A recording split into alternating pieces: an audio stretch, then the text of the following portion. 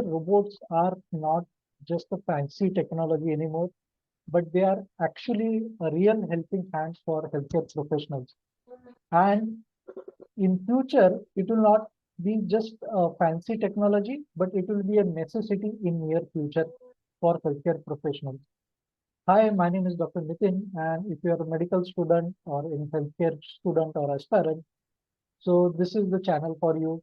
I help and guide medical students and healthcare students and aspirants to grow their career in healthcare and medical industry. So if you are visiting this channel for very first time, please subscribe to this channel so that you do not miss any future updates on this channel. So today we are going to talk about robotics in healthcare, and to discuss that, today we have a special guest who is a robotics expert, and we'll be discussing about various aspects related to robotics in healthcare and medical industry. So I welcome Mr. Anup Shingade. Uh, he's a healthcare expert and he's going to guide us about healthcare robotics today. Hi Anup, I welcome you to today's session. Uh, Hello, sir. Hello, Nitin, sir. How are you? Yes, yes, I'm good. Anup, can you tell us about your journey? Like आप ये robotics में आप कैसे आए? आपका robotics में career कैसे start हुआ?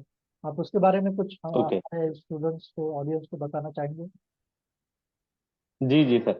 एक्चुअली बेसिकली मेरा ग्रेजुएशन आईटी में हुआ है, इंफॉर्मेशन टेक्नोलॉजी में। Then after I am started my own business to consultancies and services in IT sector. तो बेसिकली लास्ट 10 इयर्स में हम लोगों ने ऑलमोस्ट 500 प्लस प्रोजेक्ट्स किए हैं, जिसमें वेरियस टाइप के हम लोग सॉफ्टवेयर बनाते हैं और सर्विसेज देते हैं, जिसमें कुछ ई कॉमर्स के सॉफ्टवेयर है, एडटेक के सॉफ्टवेयर है, और साथ साथ में कुछ मेडिकल हेल्थ रिलेटेड भी सॉफ्टवेयर थे। जो हम लोग जो डॉक्टर्स रहते हैं इंडिविजुअली, जो अपने 50 बेड्स या 100 बेड्स के हॉस्पिटल चलाते हैं, उनको हम लोग सर्विसेज देते थे। तो ये कंटिन्यू अभी भी चल रहा है। देन हम लोगों ने एक इनिशिएशन लिया था एजुकेशन को लेके। तो लास्ट ईयर 2019 में हम लोग थोड़ा सा कोविड के बिफोर बिफोर सोच रहे थे कि अभी हम लोग इस्टेब्लिश हो गए, हमारा बिजनेस एक प्रॉपर रन कर रहा है, 20 प्लस लोगों की टीम्स है, जो हम लोग एक नागपुर सेंट्रलाइज होके सेंट्रल इंडिया में हम लोग सर्विसेज देते थे। तो हम लोग सोच रहे थे कि चलो अभी थोड़ा सा एजुकेशन में आते हैं, स्टूडेंट्स को हेल्प करते हैं। तो हम लोगों ने उसके बिहाफ में एक एनपीओ स्टार्ट किए, non profit organisation, which name is tech Shiksha उच्च शिक्षा। उसमें हम लोग सोच रहे थे कि जो हमारे स्टूडेंट्स हैं उनके थ्रू हम लोग उनके पास हम लोग जाएंगे, स्कूल्स में जाएंगे, कम्युनिटीज में जाएंगे, और उनको थोड़ा सा जो भी एजुकेशन है, हायर एजुकेशन है या फॉरेन एजुकेशन है, उसके रिलेटेड अवेयर कराएंगे। तो एक हमारी दो टाइप की टीम थी। एक टीम थी हमारी आईटी आईटी वालों की। तो आईटी पे क्या है कि टेक्नोलॉजी के जितने भी अपकमिंग ट्रेंड्स है, जिसमें अभी एआई एक बहुत बड़ा ट्रेंड है, मशीन लर्निंग एक बहुत बड़ा ट्रेंड है, रोबोटिक्स एक बहुत बड़ा ट्रेंड है, और कुछ लोगों को हार्डवेयर की रिक्वायरमेंट्स रहती है। ऑलरेडी सॉफ्टवेयर इंडस्ट्री में क्या है, सॉफ्टवेयर के साथ साथ में हार्डवेयर भी रिक्वायरमेंट है। तो हार्डवेयर में अगर हम लोग एग्जांपल लेंगे, तो उसके बिफोर में अगर हम लोग जाते हैं, तो सबसे पहले mobile is a hardware which is a robot. Mobile एक सबसे बड़ा रोबोट है। तो हम लोग सोच रहे थे कि जब आईओटी के डिवाइसेस आएंगे, इंटरनेट ऑफ थिंग्स, तो इंटरनेट ऑफ थिंग्स मतलब क्या होता है? इंटरनेट ऑफ थिंग्स मतलब ये चीज है कि उसमें हार्डवेयर प्लस सॉफ्टवेयर का इंटीग्रेशन रहेगा, और उसमें होम सेंसिंग डिवाइसेस बनेंगे, जैसे होम ऑटोमेशन हो जाएगा, स्मार्ट सिटीज बन जाएंगे। तो ये मेरा इंजीनियरिंग में प्रोजेक्ट भी था, आईओटी बेस्ड स्मार्ट सॉल्यूशंस कैसे देना। और उसके साथ साथ में हम लोग मार्केट में जब बिजनेस करते हैं, तो हम लोग ये सब चीजों के सर्विसेज भी देते थे। और रिसेंटली 2019 में एक बहुत बड़ा रिवॉल्यूशन आ गया था, कि जिसमें मेडिकल इन ई कॉमर्स एक बहुत बड़ी टर्म्स थी, जिसको हम लोग as an software e commerce के हिसाब से हम लोग उसको डेवलप कर रहे थे। तो डेवलपमेंट में हमको पता चला कि एक बहुत बड़ा मार्केट जो क्रिएट हो रहा है, जैसे एग्जांपल के तौर पे देंगे 1mg Netmeds. 1mg is also $1 billion company. तो हम लोग सोच रहे थे कि ऐसा कुछ प्रोजेक्ट हॉस्पिटल इंडस्ट्रीज में भी बना के दे देंगे। तो कुछ डॉक्टर्स के कंसल्ट थे कि जिनको आईवेयर सोल्यूशन या मेडिकल इक्विपमेंट सर्जरीज के जो सोल्यूशन रहते हैं, उनको हम लोग टेक सपोर्ट दे। तो ऐसे कुछ प्रोजेक्ट हमारे बैकएंड में चल रहे थे। But in when it's come to the education, अगर हम लोग सिर्फ एजुकेशन में आते हैं, तो हम लोग को जो 2019 से हम लोग सोच रहे थे कि अराउंड 5 इयर्स हो गए कि हम लोग एजुकेशन में क्या सॉल्व करेंगे। तो एजुकेशन में हम लोगों ने क्या सोचा कि कुछ हमारी 10 से 20 लोगों की टीम है, कुछ फ्रेंड सर्कल थे जो already PG PG, PhD, post graduation कुछ फॉरेन स्टडीज से करके आए थे और कुछ हम लोग प्रोफेशनल एक्सपर्ट थे। तो हम लोगों ने एक टीम बना ली, उसको एक एनपीओ में रजिस्टर्ड किया, नॉन प्रॉफिट ऑर्गेनाइजेशन था, जिसमें हम लोग सोच रहे थे कि हमारे स्टूडेंट को जो भी इंडस्ट्रीज के फॉर्मेट्स है, हायर एजुकेशन के फॉर्मेट है, उनको सपोर्ट मिले। फिर हम लोगों ने एक टेरिटरी फाइनल आउट की, जहाँ का जो हमारा होम टाउन भी है, तो हमारा होम टाउन भंडारा डिस्ट्रिक्ट तुमसर है। तो हम लोग जितने भी भंडारा डिस्ट्रिक्ट, नागपुर और थोड़े गोंदिया डिस्ट्रिक्ट, ऐसे 3 डिस्ट्रिक्ट में हम लोग सोच रहे थे कि ऑपरेट करेंगे। तो नागपुर से ही बहुत सारी चीजें ऑपरेट कर रहे थे, क्योंकि ऑफिसेस हमारे नागपुर में थे और होम टाउन थे, तो हम लोग का ट्रैवलिंग होता था। तो हम लोग सोच रहे थे कि जहाँ जहाँ रिचेबल होंगे 1 मंथ 2 मंथ में, या वंस इन वीक में, तो हम लोग वहाँ पे इम्पैक्ट करेंगे। तो इसी के साथ में हम लोगों ने कम्युनिटी लेवल पे और वहाँ के जितने भी जिला परिषद स्कूल्स है, प्राइवेट स्कूल्स है, सीबीएसई स्कूल्स है, आईसीएसई स्कूल्स है, तो वहाँ पे हम लोग जाके ये सब चीजों का इंट्रोडक्शन दे रहे थे। तो फर्स्टली हम लोग टारगेट किए कि आप हायर एजुकेशन प्रमोट करो। तो हायर एजुकेशन में मेनली क्या है, बहुत सारे स्टूडेंट को यूनिवर्सिटीज ही नहीं पता थी, जैसे सेंट्रल यूनिवर्सिटीज नहीं पता है, फॉरेन यूनिवर्सिटीज नहीं पता थी। तो हम लोगों ने कुछ डॉक्यूमेंटेशन प्रिपेयर किए, जिसमें हम लोग स्टूडेंट को कन्विंस करते थे कि एटलीस्ट आप इसके एग्जाम दीजिए, जैसा जेएनयू का एंट्रेंस देना है, टाटा इंस्टीट्यूट का एंट्रेंस देना है, अजीज प्रेमजी यूनिवर्सिटीज के एंट्रेंस देना है, या फॉरेन में जाना है तो जीआरई जीमेट कैसे देना है, उसके बाद में उसके लिए जो स्कॉलरशिप ऑप्शंस है वो कैसे मिलती है। उसके बाद में जैसे आफ्टर ट्वेल्थ किसी को फॉरेन जाना है, तो एक एसएटी करके एग्जाम आता है, स्कॉलरशिप एप्टीट्यूड टेस्ट, ये कैसे देना है। तो हम लोग इस तरीके का एक awareness campaigning, free career counselling या यूथ लीडरशिप प्रोग्राम टाइप का हम लोग डेवलप करते थे, जिसमें दो स्टूडेंट हुआ interested to their further studies, तो हम लोग उनको फिर मेंटरिंग करते थे, फिजिकली मेंटरिंग करते थे, डिजिटली दैट टाइम उतना हम लोग सोच नहीं रहे थे। तो हम लोग खुद एक लोकेशन आइडेंटिफाइड करते थे, वहां पे फिर जो इंटरेस्टेड है उनको इनवाइट करते थे, और वहां पे फिर 1 डे 2 डे के वर्कशॉप के हिसाब से हम लोग उनको मेंटरिंग करते थे। अब फाइनली क्या हो गया कि थोड़ा कोविड आ गया, तो कोविड में क्या हो गया कि लॉकडाउन में सब चीजें पूरा रिवर्स इंजीनियरिंग हो गया, in the terms of engineering अगर देखेंगे तो स्टॉप हो गया। तो हमारा जो वर्क था वो वर्क फ्रॉम होम हो गया। तो हम लोग जब सभी लोग आईटी सेक्टर्स के थे, तो वर्क फ्रॉम होम स्टार्ट कर दिए। देन आफ्टर हमारे पास में काफी सारा समय मिलता था कि ये सब चीजें एक्टिविटी परफॉर्म करने के लिए। तो कोविड में जितना थोड़ा बहुत समय कम्युनिटी लेवल पे एंगेज करने के लिए मिला, तो हम लोगों ने वहाँ पे डिजिटल फिजिकल सॉल्यूशंस बना के एक नेटवर्क डेवलप किया, और उसमें हम लोग कंसल्टेशन स्टार्ट करते हैं। तो कंसल्टेशन में फर्स्ट ईयर में हमारे सिर्फ 2 ही स्टूडेंट टाटा इंस्टीट्यूट और रजित प्रेमजी यूनिवर्सिटी में सिलेक्टेड हुए फॉर पीजी, वो भी 100% स्कॉलरशिप में। देन आफ्टर थोड़ा सा कॉन्फिडेंस है और कुछ हम लोग 30 स्टूडेंट्स को ट्रेन किए, जिसमें से 18 स्टूडेंट सेलेक्ट हो गए Tata Tata institute of social science, Azim Premji university, and then JNU में एक पर्सन स्टूडेंट सेलेक्ट हुआ, और एनएलयू में नेशनल लॉ यूनिवर्सिटीज में 2 स्टूडेंट सेलेक्ट हो गए। तो इस तरीके से हमारी एजुकेशन की जर्नी स्टार्ट हुई, तो जिसमें हमको कॉन्फिडेंस है कि हम लोग इसमें थोड़ा और अच्छा काम कर सकते हैं। देन आफ्टर हम लोगों ने सोचा कि ये जो प्रॉब्लम्स है, ये प्रॉब्लम बेसिकली है अनस्किल्ड लोगों की। तो जो पब्लिक स्कूल के स्टूडेंट रहते हैं, उनके बेसिक रीजनिंग, एप्टीट्यूड, मैथमेटिक्स, ये सब स्ट्रांग रहते हैं, इसीलिए वो आईआईटी, आईआईएम जैसे एम्स जैसे इंस्टीट्यूशन में इजीली पहुंचे। और जो हमारे सीबीएसई के भी बच्चे होंगे, स्टेट बोर्ड के भी बच्चे होंगे, इंग्लिश मीडियम के बच्चे होंगे, तो उनको रूरल एरियाज में या तालुका प्लेसेस में, टाउन प्लेसेस में ये सब चीजों के सॉल्यूशन ही नहीं अवेलेबल है। तो हम लोग अभी एक सेक्शन लास्ट 2 ईयर से 22-23 से स्टार्ट किए थे, कि हम लोग लोगों को या स्टूडेंट को ये समझेंगे कि एडवांस टेक्नोलॉजी क्या है, फ्यूचर करियर कैसे चेंज होने वाला है, और उसके हिसाब से आपको प्रिपरेशन कैसे करना है। तो इसमें अभी ऑलमोस्ट एनईपी का एग्जीक्यूशन हो रहा है। तो नेशनल एजुकेशन पॉलिसी में क्या है, एनसीएफ का जो मॉडल है, नेशनल करिकुलम फ्रेमवर्क, तो उसमें क्या है कि स्टेट बोर्ड नहीं है, स्टेट बोर्ड रिप्लेस हो जाएगा एनसीईआरटी सीबीएसई से। तो ऑल इंडिया में एक ही सिलेबस रहेगा, तो उसके हिसाब से जो अपग्रेडेशन है वो आ चुके हैं। फिर हम लोग कुछ सीबीएसई स्कूल में एज एन फैकल्टी भी जाते हैं, विजिटिंग फैकल्टी जाते हैं, जिसमें हम लोग ट्रेनिंग देते हैं। तो सीबीएसई में ये जो रोबोटिक्स का जो टॉपिक है, ये ऑलमोस्ट 4th स्टैंडर्ड से है। ओके, तो 4th स्टैंडर्ड से लेके 10th स्टैंडर्ड तक उनके अपग्रेडेड वर्जन है। तो जिसमें क्या है, रोबोटिक्स क्या है, उसके साथ साथ में उसके यूज केस क्या है, एआई का यूज केस क्या है, उसके बाद में उसके सॉल्यूशंस कैसे है, थ्री प्रिंटिंग कैसे वर्क करते हैं, ड्रोन इंजीनियरिंग वर्क कैसे करते हैं, आगे जितना भी ये टेक्नोलॉजी है, ये इंडस्ट्री इम्पैक्ट कैसे करेगा। तो इस तरीके के सेशंस हम लोग वहाँ पे लेते हैं। तो लास्ट 2 ईयर्स में कुछ हम लोगों ने 70 स्कूल्स रीच किए हैं, जिसमें ये सब फ्री सेशंस लिए ऑलमोस्ट।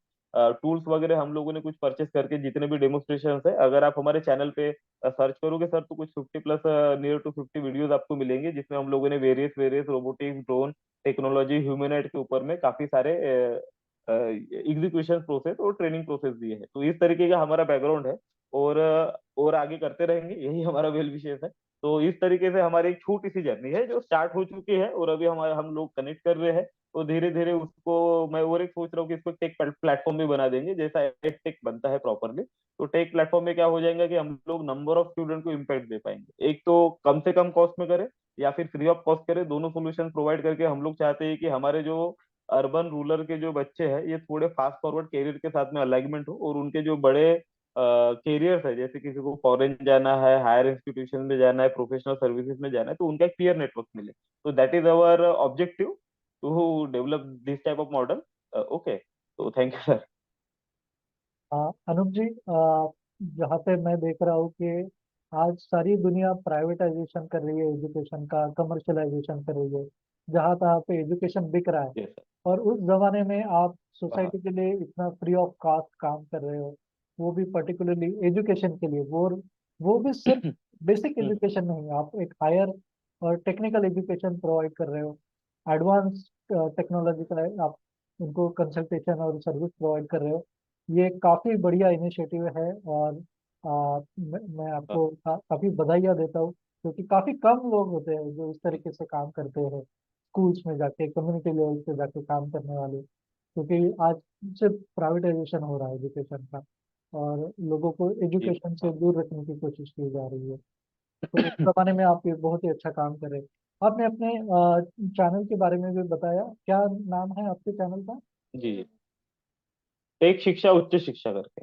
टेक शिक्षा उच्च शिक्षा। तो दोस्तों, अगर आप Yes, अनुप जी से कनेक्ट करना चाहते हैं तो आप उनका चैनल भी सब्सक्राइब कीजिए, टेक शिक्षा उच्च शिक्षा। तो अनुप जी, अभी हम थोड़ा सा हेल्थ केयर की तरफ मुड़ते हैं। और क्या yes आप sir, हमें बताएंगे yes sir. What is robotics in health care? Health care में रोबोटिक्स क्या है? Okay, robotics in healthcare refers to use of robotic system and technologies in medical setting to assist in various tasks। मतलब क्या हो जाएगा sir कि robotics health care में क्या रोल प्ले करेगा। तो सबसे पहले अगर हम लोग देखेंगे जनरल, जैसे बड़ी बड़ी जो कंपनीज है जो हेल्थ केयर के प्रोडक्ट बनाती है, तो जैसे रेडियोलॉजिस्ट के मशीन्स है, एमआरआई के मशीन्स है। अब ये जो मशीन्स है इससे क्या हो रहा है कि ऑटोमाइजेशन आ रहा है हेल्थ केयर में। तो रोबोटिक सर्जरी एक टर्म्स है जिसमें आगे चल के क्या हो जाएगा कि जो हेल्थ केयर की इफिशियंसीज है, सर्विसेज है, उसके बाद में सेफ्टी प्रोसीजर्स है, उसके बाद में क्वालिटी ऑफ हेल्थ केयर है, ये सब चीजें इंप्रूवाइज हो जाएंगी रोबोटिक्स इन हेल्थ केयर में, जिससे हमारे जो छोटे छोटे ऑपरेशनल मिस्टेक्स होते होंगे या फिर लार्ज नंबर ऑफ ह्यूमन को अगर हमको हेल्थ केयर सर्विसेज देना है, तो robotics in health care is must necessity and important thing sir. जिसमें इम्प्रोवाइजेशन ऑफ हेल्थ केयर एक बहुत बड़ा डोमेन है, और हेल्थ केयर जो डोमेन है एक काफी बड़ा मतलब जैसे ह्यूमन रिलेटेड सब्जेक्ट। तो जिसमें सबसे बड़ा टॉपिक हो सकता है कि हम लोग टेलीमेडिसिन ऑपरेट कर लेंगे, जिसमें अगर पेशेंट को अगर टेलीमेडिसिन ऑपरेट करना है तो वाया रोबोटिक्स हम लोग टेलीमेडिसिन ऑपरेट कर रहे हैं। सेकंड क्या है कि हम लोग मेडिसिन होम डिलीवरी कर सकते हैं, तो एक ई कॉमर्स इंडस्ट्री हिसाब से रोबोटिक्स मतलब टेक्नोलॉजी का यूज वहां पे भी हो रहा है। उसके बाद में जो क्वालिटी है ओवरऑल क्या है, इसमें जो क्वालिटी है जो हेल्थ केयर में क्वालिटी इंप्रूवाइज हो जाएंगी, तो इसी का robotics in health care is a major role in future sir. Okay. Okay. Okay.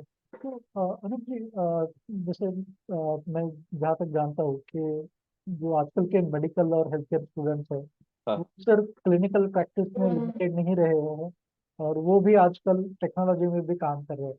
तो हाँ। हाँ। अगर कोई मेडिकल या हेल्थ केयर स्टूडेंट्स है यस सर। और वो हेल्थ केयर टेक्नोलॉजी में काम करना चाह रहे हैं, हाँ। पर्टिकुलरली रोबोटिक्स में, तो उस टाइप यस सर। के जो मेडिकल या हेल्थ हाँ। केयर हाँ। स्टूडेंट्स है, उनके लिए क्या बेनिफिट्स है अगर वो उनका करियर डेवलप यस करते सर। हैं रोबोटिक्स इन हेल्थ केयर में? तो उनके लिए कुछ अपॉर्चुनिटीज है या कुछ बेनिफिट्स है क्या?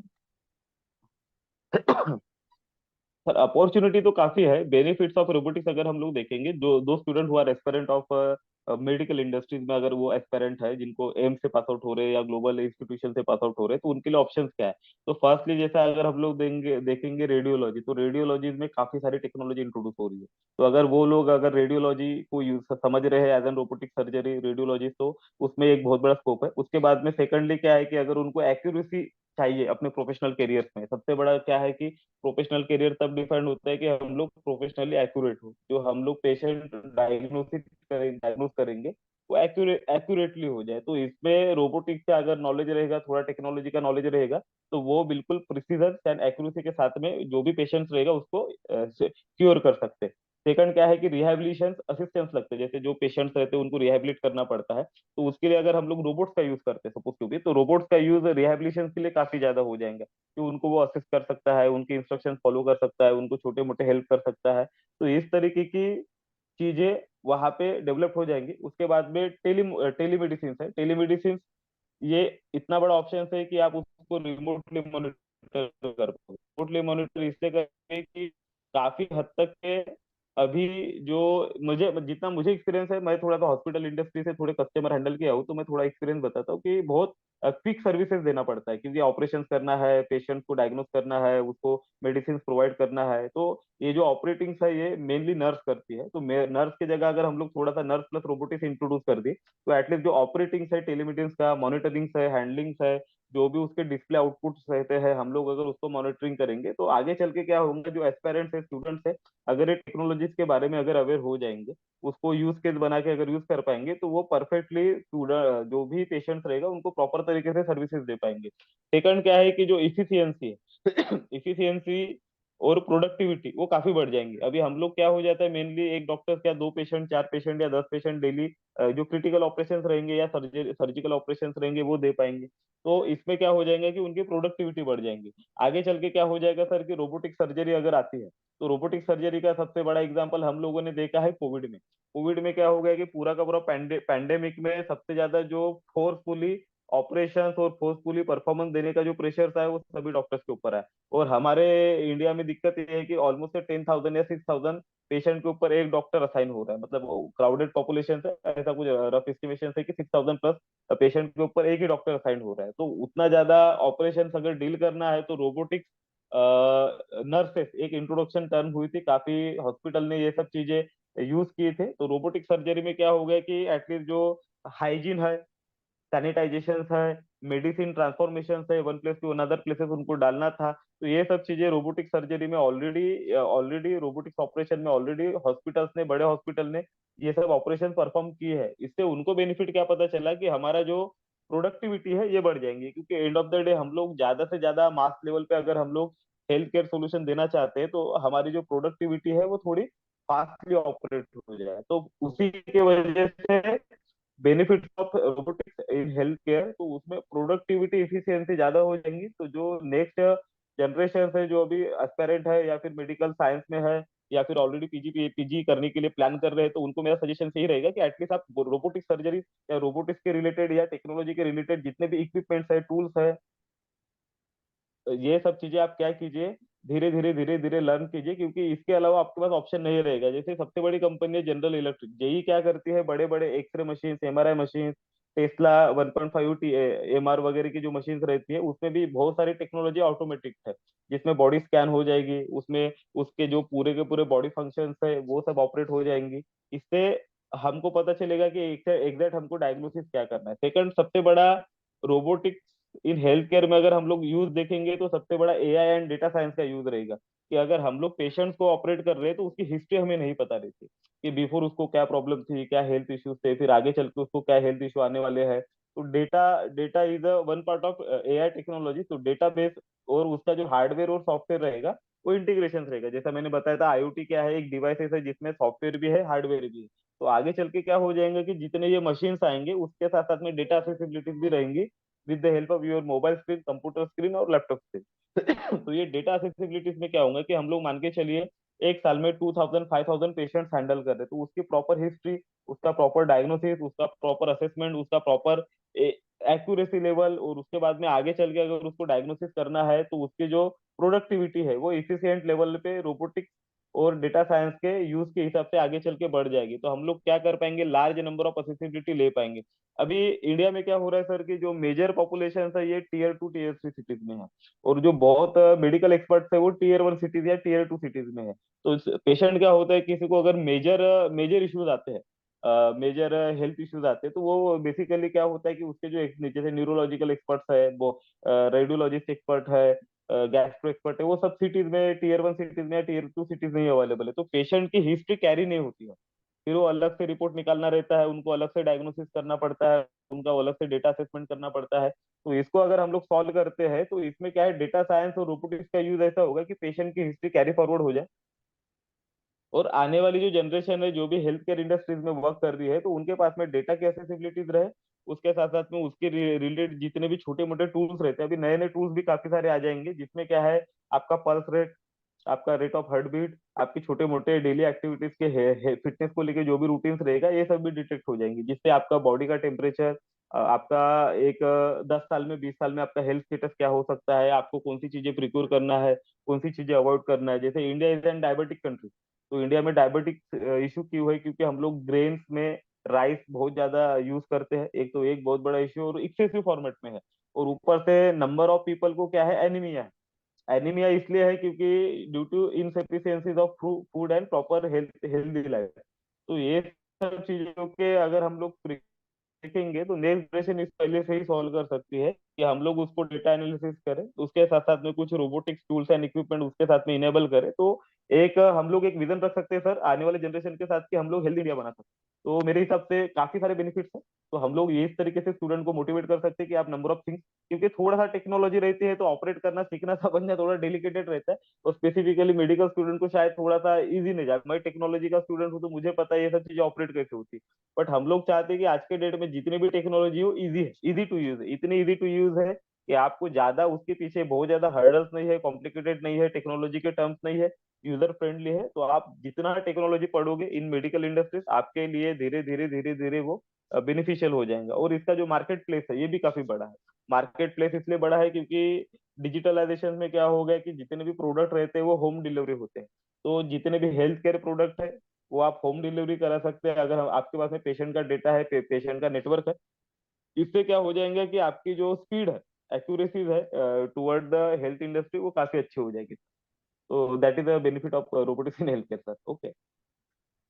Thank you, Anup, for explaining हाँ। it very nicely.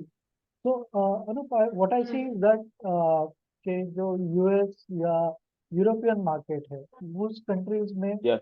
Health care में रोबोटिक्स काफी डेवलप हो चुका है।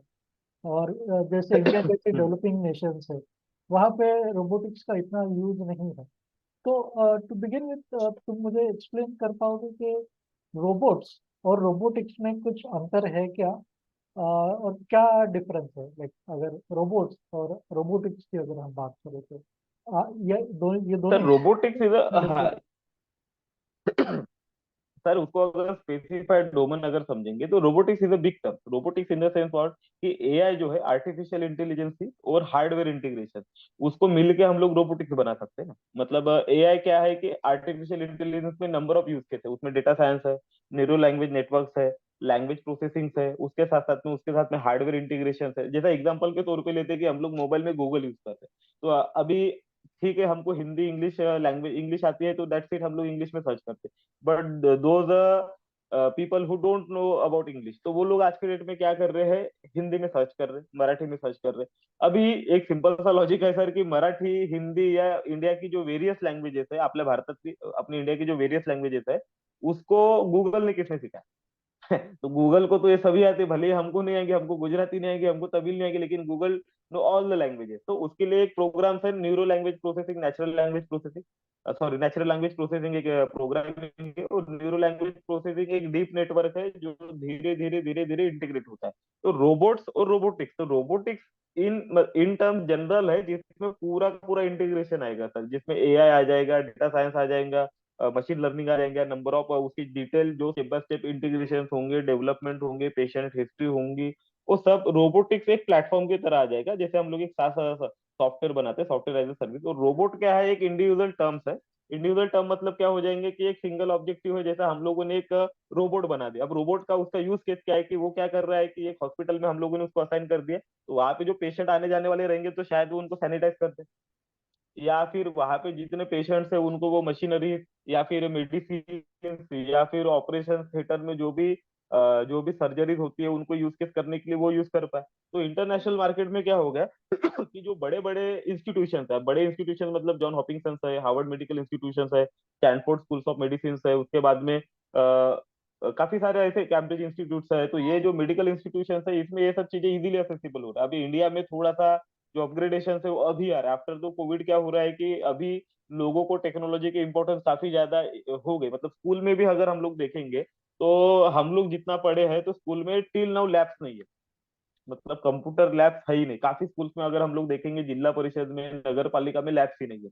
प्राइवेट स्कूल में भी दिक्कत है सर अभी भी, तो प्राइवेट स्कूल में भी जो लैब्स है वो आउटडेटेड है। अब लैब्स आउटडेटेड हो जाएंगे तो जो स्टूडेंट वहां पे physics, chemistry, nano technology, biotechnology का रिसर्च करेंगे वो करेंगे कैसे? तो आपको सबसे पहले क्या करना पड़ेगा, लैब इम्प्रोवाइज करना पड़ेगा। जो बच्चा मेडिकल इंस्टीट्यूशन में क्यूरियस है उसको नैनो टेक्नोलॉजी और बायोटेक्नोलॉजी के बेनिफिट्स पता होना, जिसमें हम लोग वो हेल्थ केयर इंडस्ट्री में यूज कर पाए। जो बड़े इंस्टीट्यूशन, जो ग्लोबल बेंचमार्क इंस्टीट्यूशन है, यूएस के, यूके के, वो ऑलरेडी ये सब कर रहे हैं, उनके पास लैब अपग्रेडेशन है, उनका रिसर्च डिटेल मॉलिक्यूल्स में है। और उसके साथ साथ तो उनका डीप डाउन टेक्निकल एस्पेक्ट भी रहता है कि जो भी मेडिसिन क्योर कर सकते हैं, नैनो टेक्नोलॉजी से कर पाएंगे, बायोटेक्नोलॉजी से कर पाएंगे, बायोमेडिसिन से कर पाएंगे। तो वो लोग स्कूल से ही इस सब चीजों को प्रॉपर तरीके से सोल्यूशनाइज प्रोसेस में देख रहे हैं। लेकिन इंडिया में चैलेंजेस क्या हो रहा है कि आपको, मेरे को शायद अभी गवर्नमेंट मेडिकल हॉस्पिटल या प्राइवेट मेडिकल हॉस्पिटल का उतना नॉलेज तो है ही नहीं, बट मुझे लगता है वहां पे भी लैब की डिफिशियंसी होंगी। तो लैब की डिफिशियंसी इज एवरीवेयर। अभी क्या हो गया कि आफ्टर कोविड एक साथ ही अपग्रेडेशन है, मतलब एआई का जो अपग्रेडेशन है आफ्टर कोविड ही बहुत बम्बार्डिंग होगा। अब एआई का इंटीग्रेशन है, तो एआई, आपने जो क्वेश्चन पूछा मुझे रोबोट और रोबोटिक्स, तो रोबोटिक्स और एआई का इंटीग्रेशन ये यूनिवर्सल सॉल्यूशन की तरफ जाएगा। यूनिवर्सल सॉल्यूशन में क्या रहेगा कि अगले 100 साल में हम लोग हेल्थ केयर इंडस्ट्री कैसे देखते हैं, उसको सोल्यूशनाइज कैसे कर सकते हैं, हम लोग उसको रिसाइकल कर कैसे कर सकते हैं। अभी सबसे बड़ा जो मेजर प्रॉब्लम है, एक मैं आपको बताता हूँ, यूएस का एग्जांपल बताता हूँ मैं। जो सबसे बड़ा, जैसे दिल्ली, मुंबई, जैसे आप पुणे में रहते हैं सर, तो बड़ी सिटीज में सबसे बड़ा प्रॉब्लम क्या है? पॉल्यूशन। बराबर है। अब पॉल्यूशन किससे होता है? CO2। अब CO2 को इमिशन कैसे करेंगे? तो एलोन मस्क जैसे जो लोग हैं, जैक वेल्च जैसे जो जनरल इलेक्ट्रिकल जैसे जो कंपनी चला रहे, ये लोग क्या कर रहे हैं, कार्बन इमिशन सिटीज बना रहे हैं जिसमें कार्बन इमिशन का लिमिटेशन रहे और उसके रिलेटेड टेक्नोलॉजी भी बना रहे हैं। तो CO2 कार्बन इमिशन की जो टेक्नोलॉजी है, ये एलोन मस्क जैसे जो कंपनी उन्होंने बनाई है, उन्होंने काफी सारे बड़े बड़े कार्बन इमिशन के मशीन बनाई। जो टीयर 1 जो बड़ी सिटीज रहते हैं जिसमें हेवी ट्रैफिक रहता है, हेवी कार्बन पोल्यूशन रहता है, उसमें जाके वो पूरा का पूरा कार्बन इमिशन एक्सट्रैक्ट करेगा और उसको ऑक्सीजन से थोड़ा सा ये करके फ्री कर देगा, जिससे मतलब वहाँ का जो हेल्थ, ह्यूमन हेल्थ है वो इम्प्रोवाइज हो जाएंगे। जैसा Delhi is one of the pollutest country in the India, तो दिल्ली का क्यों पॉल्यूशन इतना बड़ा है? क्योंकि वहाँ पे कार्बन इमिशन टेक्नोलॉजी आई नहीं। तो आगे चल के क्या हो जाएगा, इलेक्ट्रिकल व्हीकल उसके साथ साथ में हाइब्रिड सोल्यूशन। तो ये धीरे धीरे, और ऊपर से एक्सट्रैक्ट वाटर प्यूरिफाइड, ये भी एक बहुत बड़ा मॉडल है कि हम लोग जो पानी पी रहे हैं उसको एक्सट्रैक्ट प्यूरिफाइड फॉर्मेट में कैसे करते हैं। तो आगे क्या करेंगे कि हेल्थ के ये जो बेनिफिट्स रहेंगे वहां से आ जाएंगे, और धीरे धीरे जो डीप डाउन इंडस्ट्रीज है उसको ये एक सोल्यूशनाइजेशन में आ जाएंगे। तो ओपन इंडस्ट्री में क्या हो जाएंगे कि ये प्रोडक्ट मार्केट में एज एन कस्टमर अवेलेबल रहेंगे। और स्कूल और इंस्टीट्यूशंस में हमको ये ट्राई करना चाहिए कि जो जैसे जितने भी बड़े इंस्टीट्यूशंस हैं, मॉडर्न लेबोरेटरीज बनानी चाहिए। तो हम लोग स्कूल्स में जाते हैं तो हम लोग यही सजेस्ट करते हैं कि आप एक लैब बनाइए। हम लोग खुद भी सीबीएसई स्कूल में या गवर्नमेंट स्कूल में जो भी हमको अलाउड करे तो हम लोग लैब के सोल्यूशन देते हैं। तो लैब में हम लोग क्या समझाते हैं कि आपके पास में फिजिक्स, केमिस्ट्री, बायोलॉजी, मैथमेटिक्स के मॉडर्न लैब, जिसमें आपका टेम्परेचर, आपका बॉडी के सेंसिटिविटीज, आगे चल के उसके सोल्यूशन ये मेजर हो जाए। अगर स्टूडेंट अंडर ग्रेजुएट में ही ये सब चीजों के लिए अवेयर रहेगा या ग्रेजुएशन में उसको ये सब चीजें मिल जाएंगी, तो होपफुली वो रिसर्च भी अच्छे तरीके से कर पाएगा सर। तो robot is an individual term जिसमें हम लोग यूज केस बना के उसका डिफरेंट डिफरेंट यूज कर सकते हैं। जैसे रोबोटिक सर्जरी में अगर कोई रोबोटिक सर्जरी कर रहा है, उसको रोबोटिक सर्जरी के मैनुअल इनपुट फंक्शंस दिए हुए हैं, तो दैट इज ओके, वो रोबोटिक सर्जरी करेगा, तो that is single unit specification. लेकिन रोबोटिक्स इज वाइड टर्म जिसमें AI, data science, integration, ML, machine learning, उसके साथ साथ में neuro language processing, neuro language network, ये सब डीप लर्निंग, ये सब चीजें उसी चीज में आ जाएंगी। तो hardware part is robotics, software, और हार्डवेयर में तो सॉफ्टवेयर रहेगा, बिना हार्डवेयर बिना सॉफ्टवेयर का तो चलेगा नहीं। तो software is a part of machine learning, deep learning and AI. Okay that.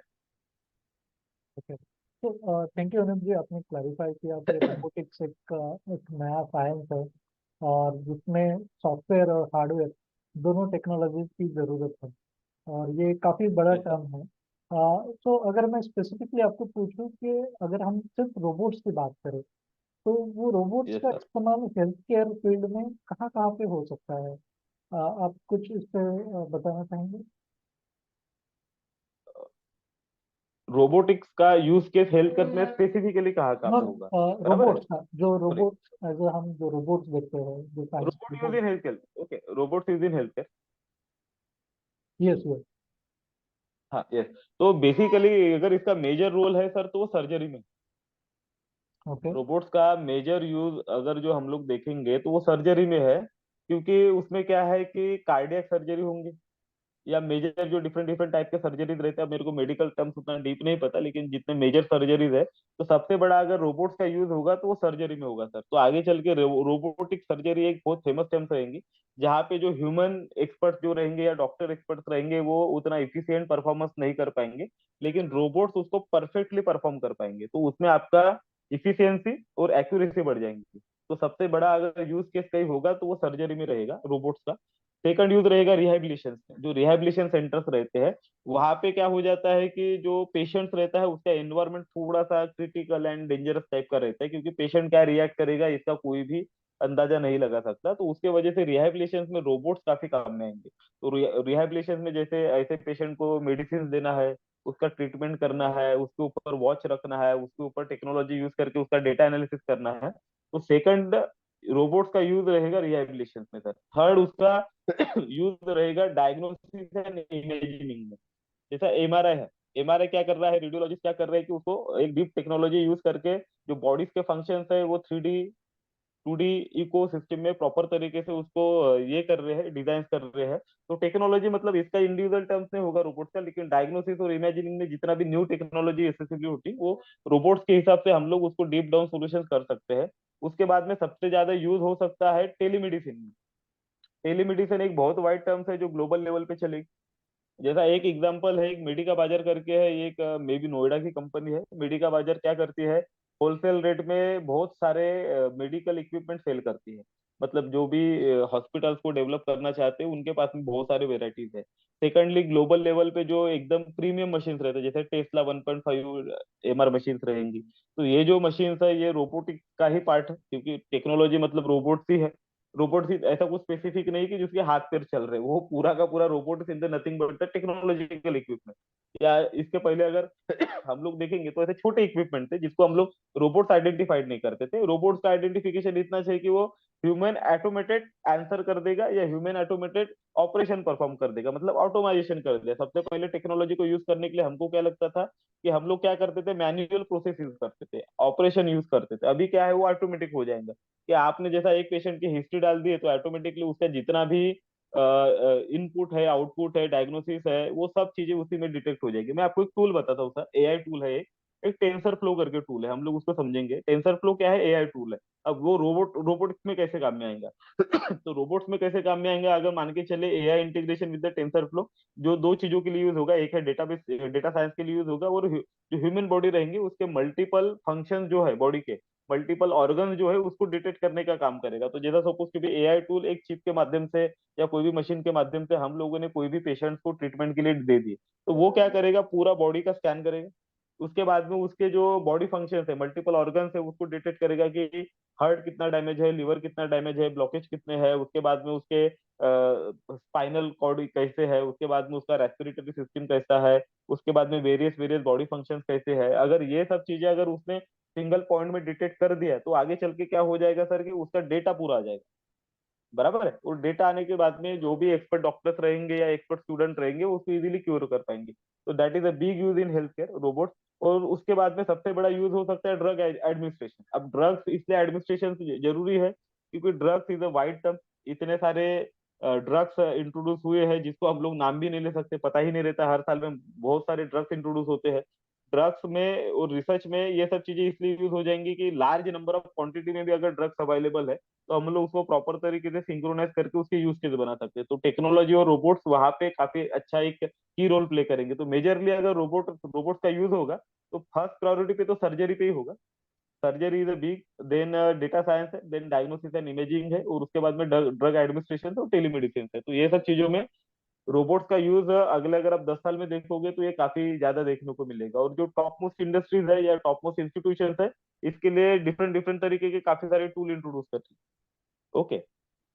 Thank you, Anandji, for okay. clarifying the differences between robots and robotics and where yes the sir. technology can be used in healthcare. So Anoop ji, आप मुझे बताएंगे कि ये robotics के आने की वजह से हेल्थ केयर में क्या क्या चेंजेस आ रहे हैं? अगर हम एडवांस कंट्रीज की बात ना करके अगर सिर्फ इंडिया की भी बात करें, तो इंडिया में हम क्या चेंज हम्म। देख सकते हैं? तो चेंज में अगर हम लोग देखेंगे सर रोबोटिक्स में, तो सबसे बड़ा बेनिफिट तो ये होगा कि जो रिपीटिव टास्क था, बेसिकली क्या है कि सेम टास्क रिपीट मोड में काफी बार करना पड़ता है, तो रोबोटिक्स में ये चेंज हो जाएगा कि आपके रिपीट टास्क रोबोट रिप्लेस कर देंगे, जिससे आपकी ह्यूमन एफिशिएंसी और अच्छी बढ़ेगी। सेकंड क्या हो जाएगा सर कि सर्जिकल आउटकम्स इंप्रूव हो जाएंगे। जितने स्मॉल मिस्टेक्स अगर होते हैं तो सर्जिकल आउटकम्स में आपके इम्प्रूव इम्प्रूव हो जाएंगे, रोबोटिक्स अगर यूज करेंगे तो। उसके बाद में डायग्नोस्टिक्स जो एक्यूरेसी है वो इनहांस हो जाएंगी, जो रोबोट्स के वजह से एक अच्छा खासा इंडिया में उसका बेनिफिट मिलेगा। उसके बाद में रिमोट पेशेंट्स मॉनिटरिंग कर सकते हैं। रिमोट पेशेंट्स अगर कोई घर पे है टेक्नोलॉजी की वजह से, तो हम लोग रिमोटली, या फिर हॉस्पिटल में भी है तो हम लोग उसको रिमोटली उसको यूज कर सकते हैं। और रिपीटेटिव जो भी है, जितने भी टास्क है हमारे जो डेली ऑपरेशंस में हम लोग परफॉर्म करते हैं, तो उसकी एफिशिएंसी बढ़ जाएगी। तो these are the small changes in India, specifically change step by step. Then aggressively next level का जो टेक्नोलॉजी का solutions आएगा which use in biotechnology, nanotechnology, वो मे बी 4 to 5 years के आफ्टर में उसके डिफरेंट डिफरेंट वेरिएशन देखने को मिलेंगे हमको, तब जाके एक बिग चेंज दिखेगा। But right now small changes ये है कि क्वालिटी इंप्रूव होगी, ऑपरेशन इंप्रूव होगा, पेशेंट्स को रिमोटली असेस कर पाएंगे, रिपीटेटिव टास्क को हम लोग इजीली हैंडल मतलब कम कर पाएंगे, और हमारी जो प्रोडक्टिविटी है वो इम्प्रूव कर पाएंगे सर। Okay, fine. तो अनुप जी, आपने अभी तक जो चीज़ें बताई उससे डेफिनेटली रोबोटिक्स एक काफ़ी यूजफुल टेक्नोलॉजी है, पर्टिकुलरली हेल्थ केयर फील्ड के लिए। बट आप यस मुझे बताना चाहेंगे what are the limitations of robotics in health care? इस टेक्नोलॉजी में कुछ सर। लिमिटेशंस है क्या? यस सर, लिमिटेशन, सबसे बड़ा लिमिटेशन तो कॉस्ट है। बिकॉज जितने भी टेक्नोलॉजी के इक्विपमेंट्स है ये these are the all costly. तो बेसिकली अगर हम लोग उसको पैन इंडिया लेवल पे अगर एकदम फास्टली ऑपरेट करने के लिए भी सोच रहे, तो that is not possible, because इसके लिए ह्यूज बजट लगेंगे। तो सबसे बड़ा लिमिटेशन मेरे हिसाब से तो कॉस्ट है। सेकंड लिमिटेशन अगर हम लोग देखेंगे तो उसके लर्निंग प्रोसीजर है। बिकॉज मेडिकल इंडस्ट्रीज की लर्निंग प्रोसीजर और रोबोटिक्स को थोड़ा लर्निंग प्रोसीजर अगर हम लोग समझेंगे, तो उसके थोड़े से मैनुअल और उसके operation these are the different thing, तो वो लर्निंग एक बहुत बड़ा इश्यू है। अगर ये लर्निंग का प्रोसेस, लर्निंग लिमिटेशन अगर हमको सॉर्ट आउट करना है, तो मे बी स्कूल से ही हमको इसके लर्निंग के आउटकम्स बनाना पड़ेगा। स्कूल और इंस्टीट्यूशन या कॉलेजेस में पोस्ट ग्रेजुएशन तक अगर ये सब चीजें धीरे धीरे स्टेप बाय स्टेप डेवलप हो जाएंगी, तो may be open open market में, या फिर जो हॉस्पिटल्स रन होते हैं गवर्नमेंट वाया या प्राइवेट वाया, उसके लिए लर्निंग का जो चैलेंजेस है ये कम हो जाएगा। मैं आपको एक मेरा पर्सनल एक्सपीरियंस भी बताता हूँ। एक हॉस्पिटल को हम लोगों ने कुछ पूरा का पूरा उनका कुछ 100 बेड का हॉस्पिटल था, भंडारा में बड़ा हॉस्पिटल था, तो हम लोगों ने वहाँ पे पूरे के पूरे सिस्टम उनको डेवलप करके दे दिए, जिस था, जिस टेक्नोलॉजी थे 10 12 कंप्यूटर में हम लोगों ने पूरा सिस्टम एंगेजमेंट करके दिया था। अब जो डॉक्टर थे वो इंडिविजुअल थे, सर्जन थे, और उनके पास में नंबर ऑफ जो नर्स रहती है वो थे, तो वो कुछ हाई पेड नर्स नहीं थी जिनको कुछ 5 to 10 thousand सैलरी मिलती होगी, वो लोग ऑपरेट करते थे। अब सिस्टम तो ऑटोमेटिक हो गया उनका, कुछ नई बिल्डिंग बन गई काफी 10,000 स्क्वायर फीट में, जिसमें पूरा 100 डेज का ऑपरेशन हो रहा है। अब हम लोगों को, उनको भी काफी एक्साइटमेंट था कि चलो नई टेक्नोलॉजी आ रही है, हम लोग यूज कर रहे हैं, सर्जरी में नए टूल्स ले लिए है, सॉफ्टवेयर इनेबल कर दिए है। लेकिन दिक्कत वही था कि जब ऑपरेशन परफॉर्म करना था तो वो नर्स को ट्रेनिंग ही नहीं थी, तो उनको सॉफ्टवेयर असेसिबल करने के लिए दिक्कत हो रही है, या छोटी छोटी चीजें करने के लिए डिफिकल्टीज हो रही है। और वो पूरा सेंट्रलाइज सिस्टम था जिसका रिमोटली मॉनिटरिंग हम लोगों ने डॉक्टर के कैबिन में ऑपरेट कर लिया था, या जो एडमिनिस्ट्रेटिव थे वहां के 2 3 लोग उनके साथ में था, तो उनको डिफिकल्टीज ये हो रही थी। तो मुझे ऐसा लगा कि जो नर्स रहती है, जो एटलीस्ट जो मेडिसिन एक्सपर्ट है, या हॉस्पिटल के जो डॉक्टर्स है वो तो ठीक है, लेकिन एक डॉक्टर को काफी सारा सपोर्ट स्टाफ लगता है सर। एक हॉस्पिटल में अगर देखेंगे तो 4 से 5 डॉक्टर के पीछे 50 लोग सपोर्ट स्टाफ में काम करते हैं, जिसमें क्या मेडिसिन देने से लेके, लेने से लेके, एक ऑपरेशन करने से लेके, उसका जो क्विक सर्विसेज देना है, जितनी भी चीजें देना है, तो उसके लिए काफी सारा स्टाफ लगता है। तो इंडिया में मुझे बेसिकली सबसे बड़ा लिमिटेशन तो ये लगता है, अगर कॉस्ट को अगर हम लोग हटा भी दें, आगे चल के कॉस्ट कम भी हो जाएंगे, तो सबसे बड़ा लिमिटेशन मुझे लगता है कि उसकी जो ट्रेनिंग प्रोसीजर है उसको इम्प्रोवाइज करना हमको बहुत जरूरी रहेगा। जितने भी ऑपरेशन परफॉर्म होंगे वो टीम के हिसाब से होंगे, कोई 1% या 2% या एक एक्सपर्ट या दो एक्सपर्ट नहीं करेंगे। तो हमको ये सोचना पड़ेगा कि हम लोग ज्यादा से ज्यादा लोगों को, ये जो प्रोसीजर है टेक्नोलॉजी की, रोबोटिक्स की, ये लिमिटेशन इतना बड़ा है, इसको हमको अगले 5 से 10 साल में सॉल्व करना पड़ेगा, जिससे हमारे हेल्थ केयर में इफिशियंसी काफी अच्छी आ जाएगी। तो this is the big limitation. उससे बड़ा लिमिटेशन है कि जो प्रोग्रामिंग होती है रोबोटिक्स के जो हार्डवेयर में है, उसके कुछ लैक ऑफ डेक्सटेरिटी है, मतलब उसके जो टैक्टिकल्स रहते हैं, उसके जो फंक्शंस रहते हैं, वो लिमिटेशन में भी रहते हैं। हम लोग उसको ऑटोमाइजेशन करने के पीछे तो लगे हैं, लेकिन थोड़े से चैलेंजेस अभी भी है। अब वो चैलेंजेस को सॉल्व एक साथ तो नहीं किया जाएगा, उसके लिए भी कम से कम एक 10 साल का डिकेड तो लगेगा ही। तो उसके लिए क्या है कि ह्यूमन हैंड तो लगेंगे, मतलब हम लोग कितना भी रोबोट्स बोलेंगे भी, तो भी हमको उसको थोड़ा सा नीश हैंडल करने के लिए ह्यूमन हैंड तो लगेंगे। तो मेरे हिसाब से ये तीन बड़े लिमिटेशंस है, बाकी छोटे मोटे लिमिटेशंस काफी है, क्योंकि वो एक्सपांशन है, डेटाबेस है, उसके साथ साथ में उसका सिस्टम अपग्रेडेशन है, these are the various challenges. But तीन बड़े जो चैलेंजेस है, लिमिटेशंस है, वो है कॉस्ट, सेकंड है लर्निंग, और ऊपर से limited limited operation operation procedures रहेंगे रोबोटिक्स के, जो उसको मैनुअल में उसके डिफाइन किया गया है। तो these are the major limitations sir. Okay. तो अनुज जी, आपने जैसे बताया कि टेक्नोलॉजी और कॉस्ट और ये एजुकेशन एंड ट्रेनिंग, ये काफी बड़े लिमिटेशन है टेक्नोलॉजी के। तो अगर मान के चलिए यस सर। कोई स्टूडेंट या कोई एस्पिरेंट इस फील्ड में अपना करियर हम्म। बनना भी चाहता है, तो यस सर। मेरी अंडरस्टैंडिंग है यहाँ पे इंडिया में पर्टिकुलरली काफी लिमिटेड प्लेसेस है जहाँ पे आई थिंक इस टाइप और इस एडवांस लेवल का टेक्नोलॉजी ट्रेनिंग दिया जा रहा है हेल्थ केयर में, तो काफी लिमिटेड स्पेस है। यस। जहाँ तक मैं जानता हाँ। हूँ, इवन आईआईटी और आईआईएम ऐसे जो टॉप प्रीमियर इंस्टीट्यूट है, वहाँ पे भी जो यस सर। ट्रेनिंग या एजुकेशन दिया जाता है, दैट इज हाँ। एक सर्वे के हिसाब से वो काफी, it's not matching with the industry standard और इंडस्ट्री रिक्वायरमेंट। वो यस सर। वो डिग्री जो है वो तो रिकॉग्नाइज है, यस सर। का जो yes education sir. Level skill level है वो काफी कम है। तो अगर कोई हम्म। स्टूडेंट इस फील्ड में एंटर करना चाह रहा है और इस करियर में यस वो सर। अपना आगे काफी ग्रो करना चाहता है खुद को, तो यस उस सर। टाइप के हाँ। स्टूडेंट्स को क्या क्या चैलेंजेस फेस करने पड़ सकते हैं? सर मेरे हिसाब से अगर हम लोग इसको अगर थोड़ा सा इसको उधर देखेंगे, तो मान के चलिए जो नैनो टेक्नोलॉजी और बायोटेक्नोलॉजी, तो ये एक बहुत डेवलपमेंट टर्म्स है, जो आगे चल के मेडिकल इंडस्ट्रीज को ट्रांसफॉर्म कर देंगी। तो इसमें अगर हम लोग देखेंगे रोबोटिक्स का यूज कैसे होगा ये सब चीजों में, तो क्या है कि आप अगर देखोगे थोड़ा बहुत, तो एक सेकंड। हाँ, तो इसमें सर क्या हो जाएगा कि हमको छोटी छोटी चीजें समझना है कि एक हॉस्पिटल में मेनली क्या लगता है, तो एक क्लिनिकल स्टाफ लगता है, तो क्लिनिकल इंजीनियरिंग एक इसका ऑप्शन रहेगा। उसके बाद में रोबोट्स ऑपरेटर, डेटाबेस ऑपरेटर, तो इंजीनियर उसके लिए लगेंगे। तो कोई भी हॉस्पिटल में या कोई भी गवर्नमेंट प्रीमाइसेस में, एम्स जैसे इंस्टीट्यूशन में भी ये सब चीजें रहेंगी। तो रोबोटिक्स इंजीनियरिंग अगर हेल्थ केयर में करते हैं, तो उसके ऑपरेशंस में ये नए स्ट्रीम्स आएंगे सर, आगे चल के 5 से 10 साल में ये सब स्ट्रीम्स इंट्रोड्यूस हो जाएंगे। उसके बाद में हेल्थ केयर डेटा एनालिसिस एक सबसे बड़ा ऑप्शन रहेगा, हेल्थ केयर डेटा एनालिसिस। तो ये जो डेटा एनालिसिस की जॉब रहेंगी, ये हेल्थ केयर में भी रहेंगी। जो स्टूडेंट्स अभी टॉप मोस्ट इंस्टीट्यूशन में स्टडी कर रहे हैं, उसमें भी अपग्रेडेशन होने का है। रीजन इज दैट कि इंडस्ट्री जस्ट चेंज हो रही है, और इंडस्ट्री जैसे बहुत बड़े इंस्टीट्यूशन है, हार्वर्ड जैसे, ऑक्सफोर्ड जैसे, स्टैनफोर्ड जैसे, तो मे बी वहां पे शायद ये सब चीजें आ चुकी है। लेकिन अभी अगर हम लोग देखेंगे थोड़ा सा कि हमारे इंडिया के जो इंस्टीट्यूशन है, ये अभी उतने डेवलप नहीं हुए हैं, और उनको डेवलप करने के लिए शायद ये एक डिकेड तो लगेगा। अगर गवर्नमेंट उसके अगर उसके ऊपर अगर फोकस कर पाए, तो जल्दी से जल्दी ये सब चीजें हम लोग उसको डेवलप कर पाएंगे।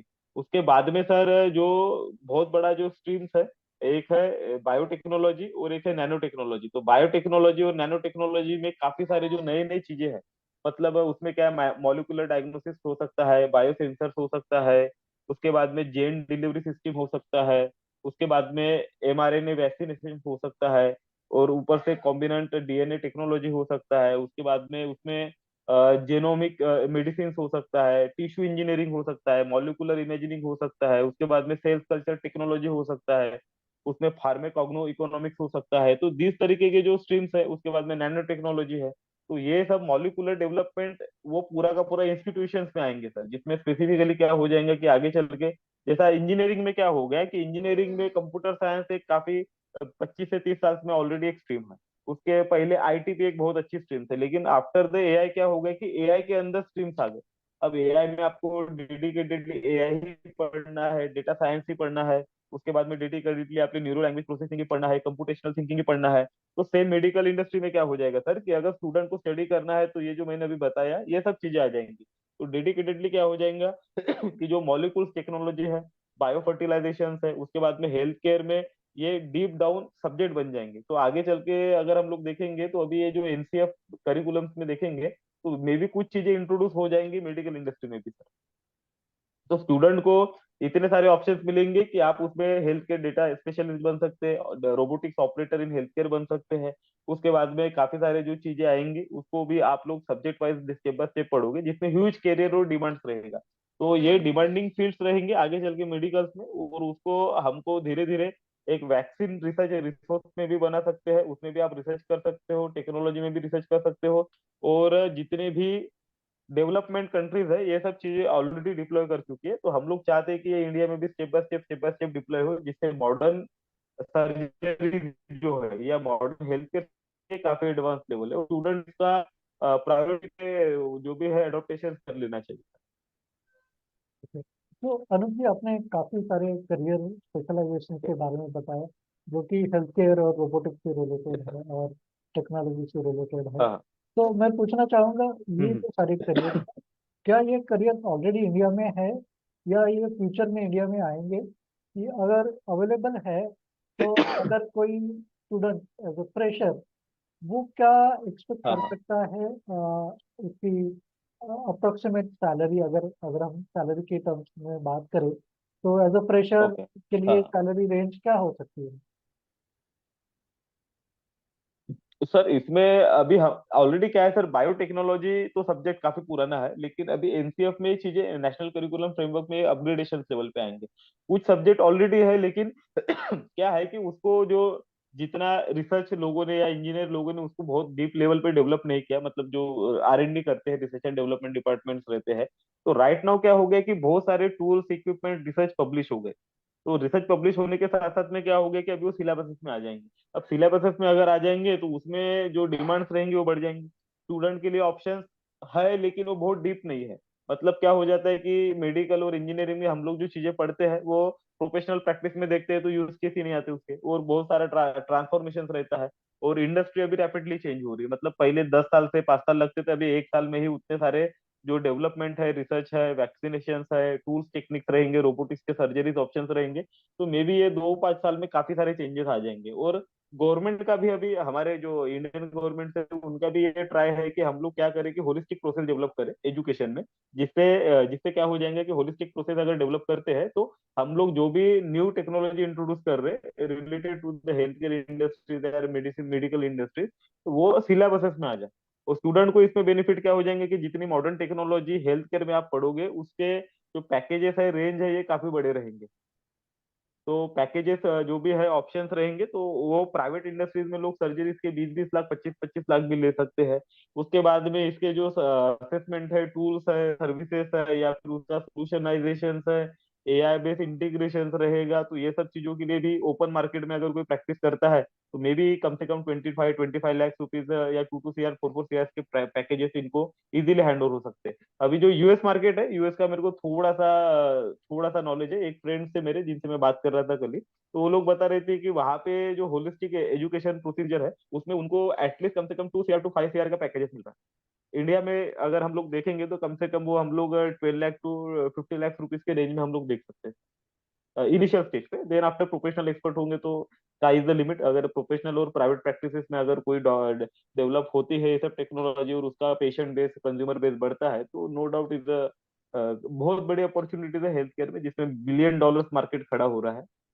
मतलब टेली मेडिसिन में, ई कॉमर्स मेडिसिन में सप्लाई चेन अगर देखेंगे तो जो टॉप मोस्ट कंपनीज है जैसे 1mg है टाटा का, नेटमेट है रिलायंस का, और फार्मेसी के फार्मेसी करके कंपनी है। तो ऐसे कुछ 10 कंपनीज है जो ई कॉमर्स में मेडिकल ड्रग सप्लाई के प्रोसीजर बना रही है, उनके पास में उनका इकोसिस्टम भी है। अब इकोसिस्टम कैसा रहेगा, जैसे मान के चलिए रिलायंस देखेंगे तो रिलायंस के स्टोर्स है, ऑल इंडिया में उनके फिजिकल स्टोर्स है, मतलब जो ग्रोसरीज किराना वहाँ पे ऑलरेडी मिलता है। तो उनका वही नेक्स्ट मॉडल है कि नेटमेट्स को हम लोग वहाँ पे इंट्रोड्यूस करें, जिसमें मेडिसिन सस्ते मिले, या फिर जैसे हम लोग प्रिस्क्राइब मेडिसिन लेते हैं वो कॉस्टली रहती है, या ओपन मार्केट से लेते हैं वो कॉस्टली लेते हैं, तो वो काफी रिजनेबल रेट में वहां पे मिलेंगी। सेम टाटा भी है, टाटा का 1 mg मॉडल है, तो टाटा के भी फिजिकल स्टोर्स है, टाटा भी ये सब चीजें करने वाला है। तो आगे चल के क्या हो जाएगा कि सिंपल ये सब रिसोर्सेस अवेलेबल रहेंगी, तो आगे चल के स्टूडेंट्स को अगर देखना जाए, जितने भी नैनो टेक्नोलॉजी है, बायोटेक्नोलॉजी जो 5G के साथ में इनेबल्स रहेंगी, तो आगे चल के इसमें जॉब अपॉर्चुनिटी भी काफी है। और ऊपर से ये हाई पैकेजेस जॉब्स है, ये हाई पैकेजेस इसलिए रहेंगे क्योंकि इंडिया में स्पेसिफिकली मेडिकल स्टूडेंट्स और मेडिकल रिलेटेड जितने भी हेल्थ केयर सर्विसेज है, ये कॉस्टली है इतना, मतलब यहाँ पे मार्केट इतना निश लेवल मार्केट है। तो इसमें अगर जो भी प्रोफेशनल एक्सपर्ट बनेंगे, तो उनके पास में काफी अपॉर्चुनिटीज रहेंगी जिस तरीके के कैपिटल अर्निंग करने के लिए, जॉब और अर्निंग करने के लिए। तो इस तरीके का मॉडल ऑलरेडी यूएस में चालू है, जिनके हाई पैकेज सैलरीज है। और अभी इंडिया में ये जो बायोटेक्नोलॉजी के डिप डाउन सॉल्यूशंस है, नैनो टेक्नोलॉजी के जो डिप डाउन सॉल्यूशंस है, या फिर एक ऐसा भी हमने सोचे कि एलोन मस्क की एक न्यूरो न्यूरो कंपनीज है जो एक चिप बना दी है जो ब्रेन में जाएंगे और उससे उससे डेवलप्ड हो जाएगा। May be it is practical और not, but it it takes time. Practical होगा भी तो एटलीस्ट कम से कम 10 साल या 5 साल का समय तो है इतना न्यूरो न्यूरो न्यूरो डेवलपमेंट करने के लिए। लेकिन ये बहुत फैसिनेटेड और इमेजिनरी इंडस्ट्री बनेगी आगे चल के सर, क्योंकि यूएस वाले क्या कर रहे हैं सर, जितना जितना है कि वो काफी इंडस्ट्री को बियॉन्ड बना रहे हैं। मतलब मैं थोड़ा बहुत जितना भी रिसर्च किया हूँ लाइफ में, तो उनका सिंपल सा कैसा है कि वो सोच रहे हैं कि हम लोग कैपिटल मार्केट जो है, प्राइवेट मार्केट जो है, उनका फंड पंप कर देंगे, उसके हिसाब से वर्ल्ड क्लास इंफ्रास्ट्रक्चर बना देंगे, वर्ल्ड क्लास हेल्थ सिस्टम बना देंगे, उसमें नंबर ऑफ लेबोरेटरीज में नंबर ऑफ चीजें आइडेंटिफाइड हो जाएंगी, और सर्विसेज के लेवल पे हम लोग उसको दुनिया भर में बेच सकते हैं। तो जैसा जनरल इलेक्ट्रिक जो कंपनी है वो बेसिकली एमआरआई जो टूल्स है, एक्सरे के जो टूल्स है, वो ग्लोबल लेवल पे सबसे बड़े लेवल पे बेचती है, बड़ी कंपनी है। ऐसे काफी सारे जो छोटे मोटे नए भी कंपनीज हैं जिनको मैं थोड़ा सा आइडेंटिफाइड किया हूँ, एक सेकंड में आपको बता देता हूँ। ओके, कुछ कंपनीज को मैं फाइंड आउट कर रहा था, या फिर उसको मैं आपको थोड़ा सा अगर भेज दूंगा बाद में, तो भी हम लोग उसको समझ सकते हैं कि ये कंपनी कैसे वर्क कर रही है, जिसमें नए नए चीजें हैं, नए नए मॉलिक्यूल से डेवलपमेंट कर रहे हैं, उसको डायग्नोस कर रहे हैं, उसको प्रोडक्ट पैकेजिंग कर रही है, उसको सोल्यूशनाइज कर रहे हैं। तो इस तरीके की भी चीजें जो है वो आगे चल के देखने को मिलेगी सर हमको। तो हम लोग चाहते हैं कि जो स्टूडेंट्स है वो ओपन रहे, अभी से ये सब चीजों को ध्यान दें, जिसमें हमको पता चले कि ये सब चीजें हम लोग धीरे धीरे अगर बनाएंगे, या फिर प्राइवेट इंडस्ट्रीज में भी अगर हम लोग इसको यूज कर देंगे, तो ये शायद जैसे एग्जांपल के तौर पे मैं कुछ कंपनी के नाम बताता हूँ जो नए हैं।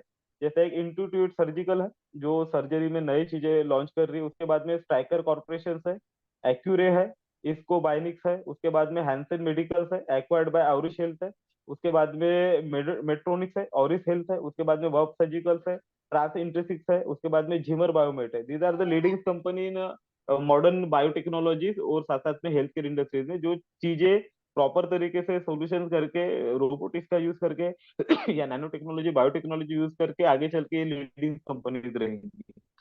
तो स्टूडेंट्स को अगर हम लोग अगर सजेस्ट करते हैं, तो एटलीस्ट नैनो टेक्नोलॉजी बायोटेक्नोलॉजी में जितने भी डीप वर्टिकल आएंगे, आप उनको स्टडी करो, आगे चल के हेल्थ केयर इंडस्ट्री में ट्रांसफॉर्मेटिव रोल प्ले करेंगे सर। ओके। ओके। तो अनुज जी, जहाँ तक मैं समझ पा रहा हूँ आपकी तरफ से कि ये डेफिनेटली यस सर। ये एक ऐसा फील्ड है जो फ्यूचर में ग्रो होगा और इसका डिमांड भी काफी बढ़ेगा। Yes sir. बट चैलेंज अभी ये है हाँ हाँ। कि काफी सारे स्टूडेंट्स हैं वो डेवलप नहीं है, इसके लिए तैयार नहीं है, और उनको इसके लिए तैयारी करनी पड़ेगी।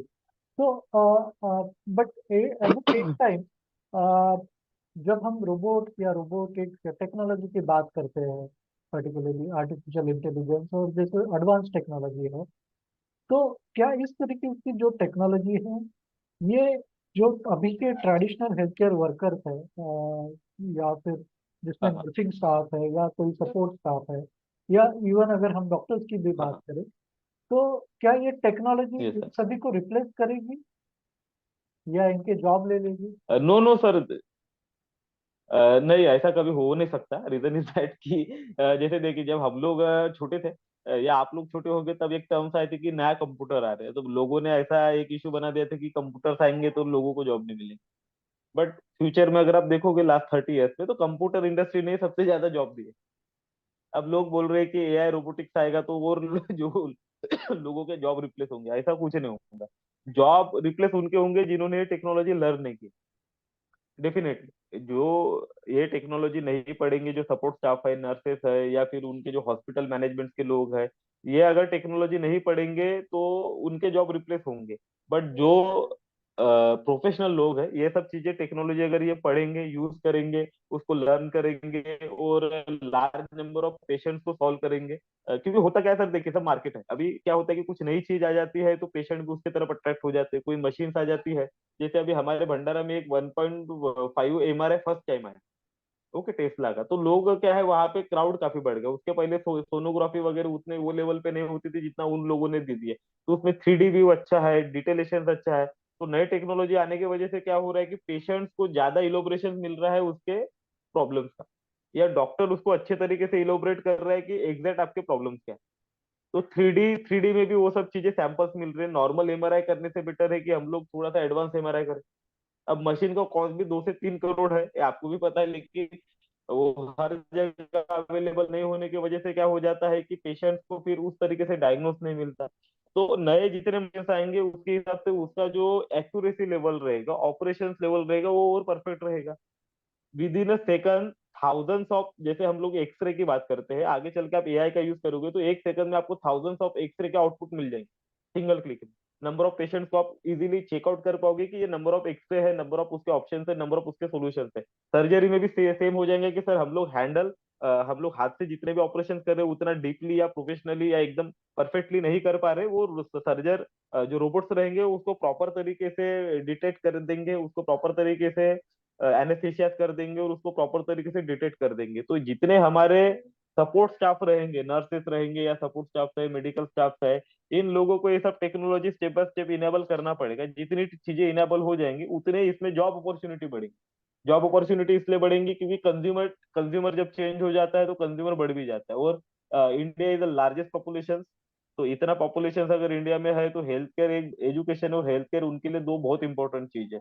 तो गवर्नमेंट भी इसके लिए काफी सारे प्रोग्राम रन करेगी। मे भी अपने तरफ से जितने भी हेल्थ वर्कर है, छोटे मोटे जो ऑर्गेनाइजेशंस है, या जो गवर्नमेंट के इंस्टीट्यूशंस है, या फिर जो एनजीओ भी चलाते हैं तो उनके लिए क्या करेंगे कि ये लोग धीरे धीरे हेल्प आउट कर देंगे।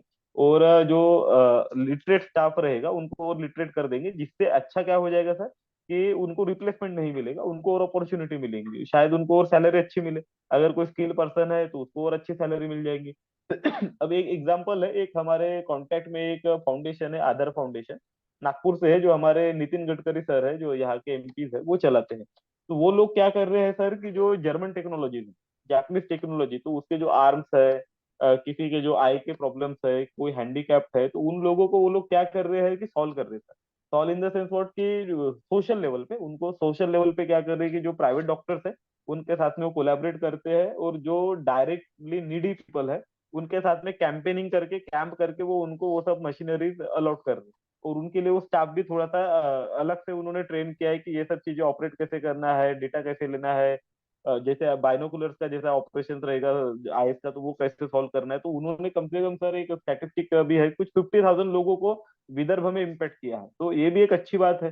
तो क्या हो जाएगा कि जितने भी नए स्टाफ रहेंगे, स्टूडेंट्स रहेंगे, या प्रोफेशनल एक्सपर्ट्स रहेंगे, उनको रिप्लेस कोई कर नहीं सकता। बट उनको रिप्लेस तब किया जाएगा अगर ये टेक्नोलॉजी नहीं पढ़ेंगे, क्योंकि टेक्नोलॉजी की डिमांड इतनी रहेंगी, रोबोटिक्स की डिमांड इतनी रहेंगी, और उसमें प्रोग्राम इफिशियंसी हमको होना। तो अगर मान के चले सर आप भी डॉक्टर है तो आप भी ऐसा स्टाफ चाहेंगे कि जो एक्सपर्ट हो। मैंने आपको लास्टली भी एग्जांपल बताया कि एक डॉक्टर को हम लोगों ने पूरा सेटअप करके दिया, बट वो सक्सेसफुल इसलिए नहीं हुआ क्योंकि उनके जो नर्सेस थे वो इनएफिशिएंट थी फॉर द ऑपरेशन परफॉर्मिंग। फिर हम लोगों ने उनको कुछ 1 महीना ट्रेनिंग दिया पूरा का पूरा सिस्टम ऑपरेट करने की। अभी वो सक्सेसफुली कर रहे। तो यही चीज है कि रिप्लेसमेंट होगा उन्हीं का जिनको ये सब नहीं आएगा। आगे चल के धीरे धीरे टेक्नोलॉजी हम लोग उनको इम्प्रोवाइज करके पढ़ा देंगे, और इजी है, पहले जैसा कॉम्प्लिकेशंस नहीं है। ये पहले क्या होता था सर कि काफी कॉम्प्लिकेशंस होता था ये सब टेक्नोलॉजी को रन करने में, अभी नहीं है। तो मेरे हिसाब से तो जॉब बढ़ेंगे, एआई जितना बढ़ेगा उतना जॉब बढ़ेगा, उतना मार्केट बढ़ेगा, उतना सोल्यूशन बढ़ेगा sir. Okay. Thank you Anup ji, thank you for clarifying everything about robotics. आप काफ़ी अच्छी तरीके यस से आपने गाइडेंस दिया है इंडिया की करंट सिचुएशन और इंडिया के बाहर क्या सिचुएशन है, इसके सर। रिक्वायरमेंट और इसके यूजेस क्या है, और किसी को इसमें करियर डेवलप करना है तो उसके बारे में भी काफ़ी अच्छा गाइडेंस दिया। मैं हमारे ऑडियंस की तरफ से, चैनल की तरफ से आपको धन्यवाद देना चाहता हूँ अनुज जी। आपने आपका कीमती वक्त और आपका गाइडेंस दिया हमारे चैनल को। हमारे जो ऑडियंस है, ऑडियंस के लिए, अगर ऑडियंस आपको अभी भी कुछ क्वेश्चंस है रोबोटिक्स से रिलेटेड, या रोबोटिक्स के बारे में आप कुछ और जानना चाहते हो, तो आप हमें कमेंट सेक्शन में आपके क्वेश्चन पूछ सकते हैं। आपको कुछ पॉइंट्स पूछना है या आपको कुछ क्लैरिफाई करना है, तो आप आपके क्वेश्चंस, आपके डाउट्स कमेंट सेक्शन में पूछिए, सो दैट हम आपके कमेंट्स को रिप्लाई करें। और आपको ये वीडियो पसंद आया है तो डेफिनेटली वीडियो को लाइक कीजिए। और आपके फैमिली में अगर आप पेरेंट्स हैं तो आपके बच्चों को आप ये वीडियो शेयर कीजिए, ताकि उनको रोबोटिक्स के बारे में करियर गाइडेंस मिले, क्लैरिटी मिले, और उनको एटलीस्ट इसके बारे में पता हो। वो इसके बारे में रोबोटिक्स में करियर डेवलप करे ना करे वो बात की बात है, बट एटलीस्ट आपको उनको गाइडेंस देना चाहिए कि करियर इसमें है या नहीं, और क्या अपॉर्चुनिटीज और क्या चैलेंजेस है इस करियर में। और अगर आप ऑलरेडी स्टूडेंट है, टीचर है, तो अब आपके फ्रेंड्स के साथ शेयर कीजिए, ताकि उनको भी रोबोटिक्स के बारे में काफ़ी अच्छी जानकारी मिले, जो हमारे अनूप सर ने हमको शेयर की है अभी तक, जो कि सिर्फ थेरेटिकल नहीं, उन्होंने प्रैक्टिकल एस्पेक्ट भी बताया हमको। तो इस वीडियो में इतना ही। हम अगले वीडियो में फिर से मिलेंगे एक नए टॉपिक के साथ, और एक नए गेस्ट के साथ हम मिलेंगे। तो ये चैनल को आप सब्सक्राइब कीजिए, ताकि आप अगला एपिसोड मिस ना करें। तो तब तक के लिए, this is doctor Nitin signing out.